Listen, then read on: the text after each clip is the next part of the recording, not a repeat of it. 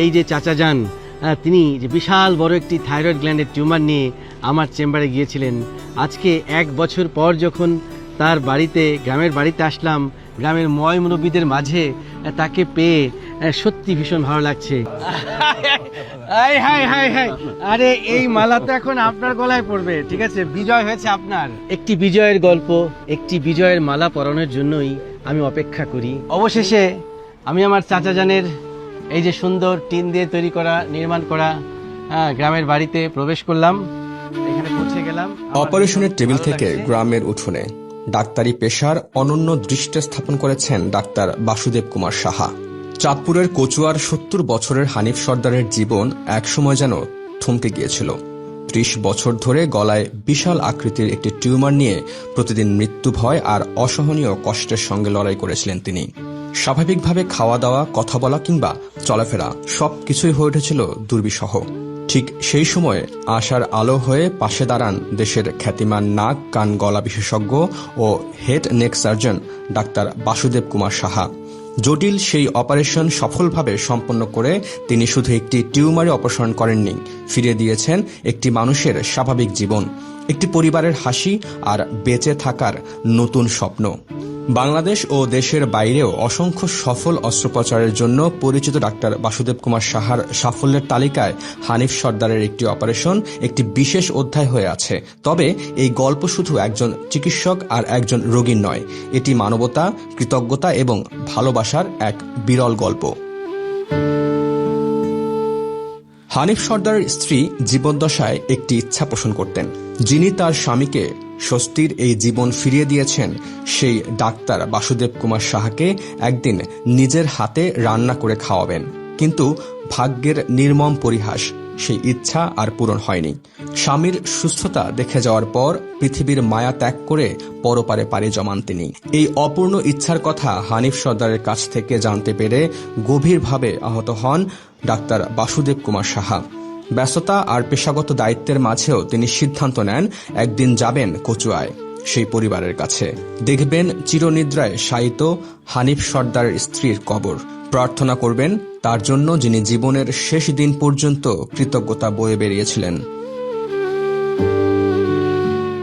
Doctor Basudeb Kumar Saha রোগীদের চিকিৎসা এবং অপারেশন করার পর নিয়মিত ফলো আপ করেন।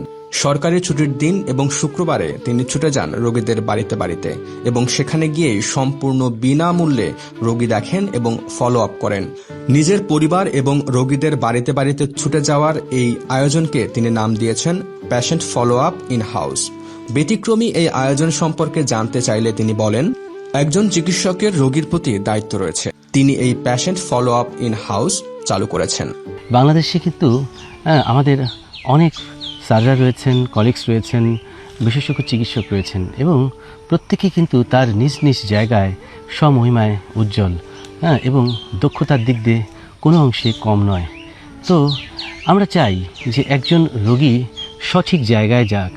এই যে যখন মানুষ একটু সুস্থতার জন্য মেইন স্ট্রিমের চিকিৎসার পদ্ধতির বাইরে যখন এখানে সেখানে ছোটাছুটি করে ভুল জায়গায় যায়, তখনই কিন্তু বিলম্ব হয়ে যায়। Doctor Basudeb Kumar Saha patient follow up in হাউসে যখন কচুয়ার গ্রামে পৌঁছান, তখন যেন পুরো এলাকা উৎসবের আবহে মেতে ওঠে। তাকে এক নজর দেখতে ভিড় জমান শত শত মানুষ। গ্রামের সাধারণ মানুষ, বৃদ্ধ, যুবক থেকে শুরু করে শিশুরাও এগিয়ে আসেন তার প্রিয় চিকিৎসককে স্বাগত জানাতে।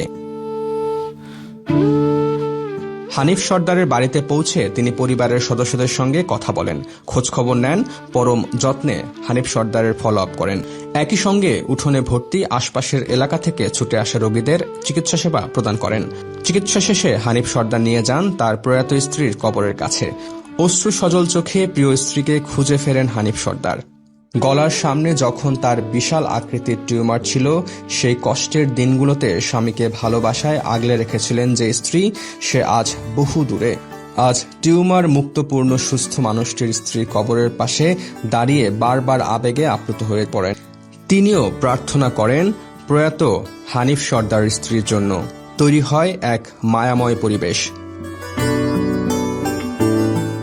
একজন চিকিৎসক থেকে রোগীর স্বজন হয়ে ওঠা এ যেন অকৃত্রিম ভালোবাসার এক অপূর্ণ মেলবন্ধন, যে বন্ধনে ডাক্তার বাসুদেব জড়িয়ে নিয়েছেন তার রোগীদের।